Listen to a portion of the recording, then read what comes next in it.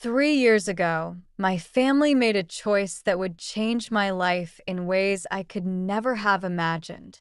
I'm Elliot, now 26, and this story is about a moment that divided my family when I was accused of a crime I didn't commit. My sister, Gemma, falsely accused me of stealing her engagement ring. But only recently, the truth was revealed when they found the ring in the garbage disposal. Growing up, I had what I thought was a close-knit family in a small town in Ohio. We lived in a modest two-story house that was as humble as it was comforting. My dad, John, was a high school math teacher, and my mom, Lisa, worked as a nurse at the town's only hospital. My older sister, Gemma, and I had always been close. She was 3 years older than me and naturally took on the role of leader. We'd spend hours playing outdoors, climbing the old oak tree in the backyard, and dreaming up wild adventures. Those days felt endless, our lives untouched by the complexities that would eventually pull us apart. As we grew older, our paths diverged. Gemma was always the overachiever. She was top of her class, captain of the debate team, and seemed to excel in everything she tried. I, on the other hand, was more laid back, doing okay in school but never driven by the same ambition that defined Gemma. By the time she left for college on a prestigious scholarship, we'd started to grow apart. She had her big dreams and fast-paced city life, while I stayed closer to home, attending community college and working part-time jobs to explore what I wanted from life. Our family's dynamic shifted as well. Gemma became the family's pride and joy. Each time she visited, my parents would listen with rapt attention as she recounted stories from her marketing job in the city, while I couldn't help but feel increasingly overshadowed. Despite our growing distance, I thought Gemma and I were fine. We weren't as close as we'd been, but I chalked it up to the natural course of growing up. But things changed dramatically 3 years ago when Gemma got engaged. She and her boyfriend, Tom, had been together for 2 years, and he was everything my parents admired. Tom was a lawyer from a wealthy family, and his proposal to Gemma came with a stunning diamond ring, an heirloom that had been passed down for generations. The engagement party was a big event. My parents threw an elaborate celebration, inviting not only our family but half the town and many of Gemma's friends from the city. I felt out of place, surrounded by Tom's affluent family and friends, but kept to myself, sticking close to my few remaining high school friends. A month later, everything fell apart. It was a Tuesday afternoon, and I was at home on my day off, unwinding with a video game in my room when I heard Gemma scream from downstairs. I rushed down, and she immediately accused me of taking her engagement ring, claiming she'd left it on the kitchen counter while doing dishes and that it had mysteriously disappeared. Shocked, I denied it, but Gemma wouldn't listen. She started shouting that I'd been jealous of her success and was desperate for money to move out, throwing accusations that cut deeper than she realized. My parents arrived home to find the house in chaos, and to my horror, they believed her. They began searching my room, turning everything upside down. They didn't find a ring, but when they stumbled upon some cash I'd been saving, Gemma pounced on it as proof of my supposed guilt. No matter how much I tried to explain that I'd been saving up to take classes at the community college, my protests fell on deaf ears. The days that followed were a nightmare of accusations, disappointment, and shattered trust. My parents and Gemma demanded a confession and threatened to call the police if I didn't come clean.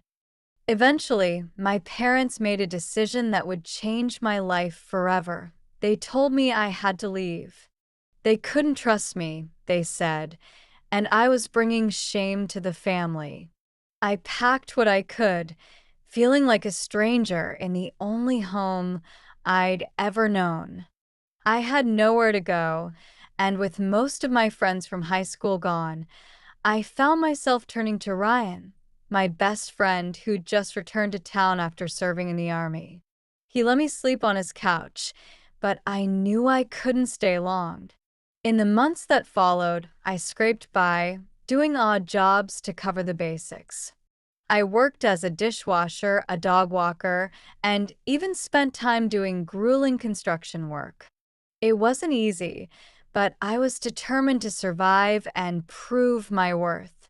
Eventually, I found a job at a warehouse. The pay was modest, but it allowed me to rent a small room in a shared house with other workers. I gradually rebuilt my life, learning the hard way how to navigate each day on my own. My family's betrayal left a scar I carried with me. Every holiday, every moment of solitude felt like a reminder of what I'd lost. 3 years passed in this limbo until I received an email from my father. His message was short and simple, saying they needed to speak with me urgently. Despite my anger and bitterness, a part of me was curious, wondering what they could possibly want after all this time. When I called him, he broke the news. Gemma's ring had been found, stuck in the garbage disposal. She'd accidentally knocked it in while doing dishes and only discovered it when a plumber was called to investigate a strange noise. Hearing this, I was hit by a whirlwind of emotions, relief, vindication, and a deep anger that it had taken this long for the truth to come out. My father said they were all sorry and wanted to make things right, but I didn't know if I was ready for that.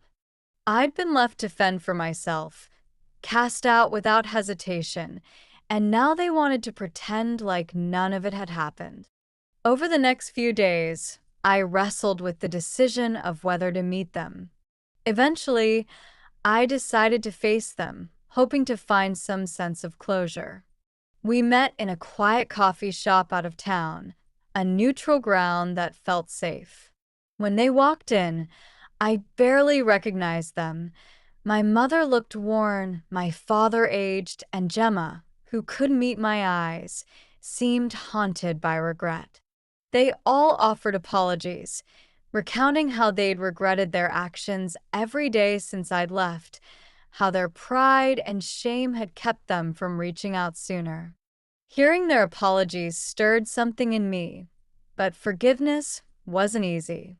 I told them I appreciated their words, but needed time to process everything. As we parted, my mom tearfully asked for a hug, but I couldn't bring myself to give one. There was still too much hurt. In the weeks that followed, I set boundaries, allowing minimal contact while I worked to process the tangled web of emotions. I wanted to move forward, but wasn't ready to let them back into my life fully. Gemma, especially, sent countless messages apologizing, asking for a chance to make things right, but I kept my distance.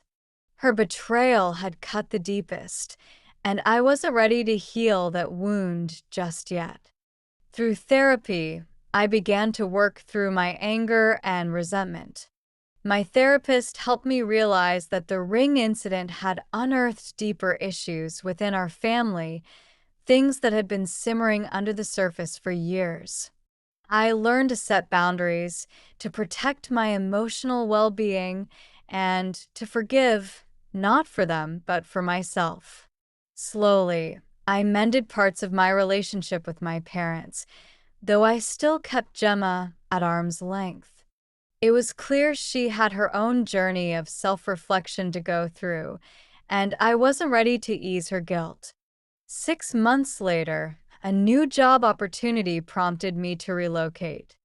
I was offered a management role at a logistics company, a big step forward in my career. It felt like a fresh start, a chance to define my life on my own terms. My family expressed sadness when I told them about the move, but I knew it was what I needed to heal fully and embrace the life I'd built for myself. As I prepared to leave, I reflected on the journey that had brought me to this point. The betrayal, the heartbreak, and the lonely nights had shaped me, showing me a resilience I hadn't known I possessed. My family would always be a part of my story, but I was finally ready to close that chapter and step into a future I'd created on my own.